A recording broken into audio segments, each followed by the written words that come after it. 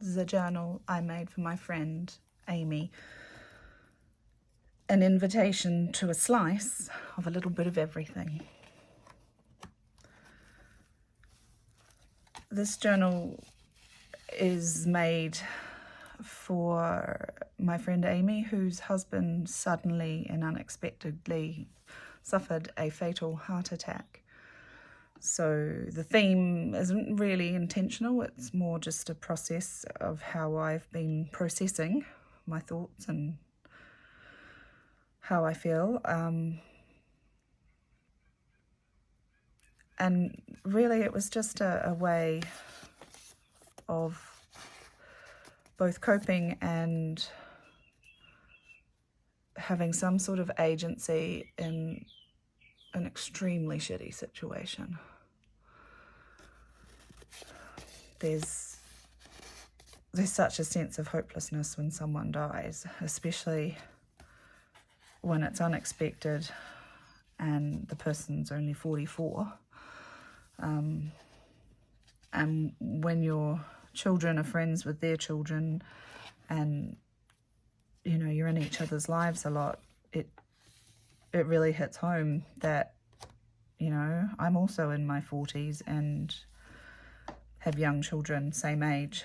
Well, they're in the same classes, so it's quite a surreal thing to sit beside, really. So this journal is a clearance 2022 calendar thing, diary thing that I grabbed for 50 cents. So I ripped out a bunch of pages and collaged what I left behind. I think I've been working on it for 3 months now. Chris passed away in September. So I think this spread actually was one of the very first ones I worked on. I was a bit all over the place, and I think that's really quite apt, to be fair. I wasn't sure where to start and how, so I just started somewhere and kept going. The poem on the right, the last word was Valentine, but I didn't like it, so I changed it. And the word nonsense narratives at the bottom is pretty much the title I give anything that I write on my typewriter, because it is nonsense and it's a narrative. So I tend to write down whatever I hear and nothing makes sense. It's entirely the point. I just love to hit the keys. One of the books I used to populate this one had story about stuff. Anyway, I like this chapter. Morning broke, or rather crumbled slowly, before taking up a new day in their lives. And I feel that that's how it is in the first early days of grief.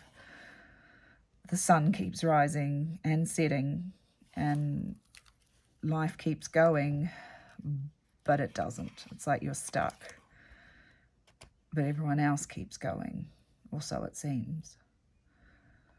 This is from a magazine article on endometriosis, but I just liked the notion of it feels like no one really understands what's going on and there's no one to help you navigate it. There might be a whole raft of bereavement counsellors and grief specialists, but they've never lost your husband, have they? And they haven't lost your friend's husband. And I mean, yes, they can help, but they can't.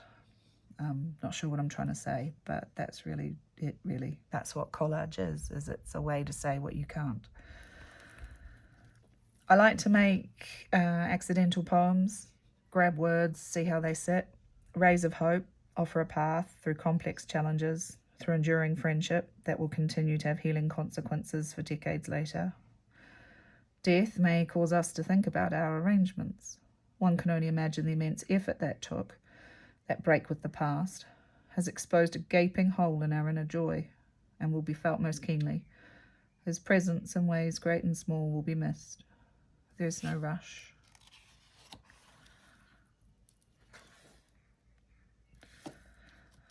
I just like the picture, and I am a foodie, so So for me, I find solace and comfort in food cooked by friends. And so my contribution to the wraparound support that we as a community gave Aimee was to provide food for the freezer. Because, you know, everybody needs to eat. I've got a bit of a thing for random bits of furniture. So this is a bit of wallpaper with a chair in a room that's actually sideways. And I just thought, well, it's hard to take a pause unless you know where to pause. So here's a chair, take a seat. So the gap between working on up to here and then from the rest of the journal out was quite substantial. Life got in my way, as it does. And once I started again, I was in a different place. So now I'm more reflective.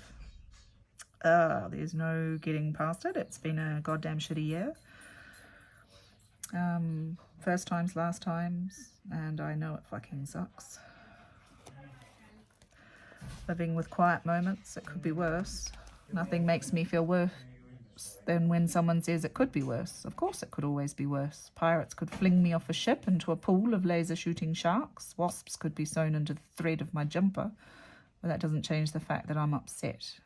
Now not only am I sad, I'm angry too. I like that phrase, because I can't imagine how one would hold on to a wasp to be able to sew it into the thread of a jumper. But I like the idea of it. If you're better than you were yesterday, you are a hero. You never forget, but you learn to cope because you have to.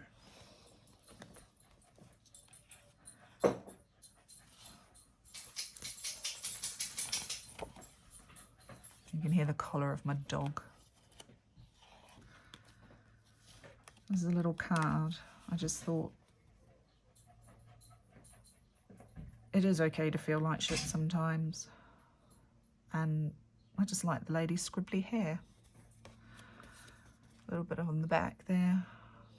Something about being nice to yourself. Or writing to your future self. One of my favourite images in the entire journal. Where is my mind? I just love the fact her face is in two places.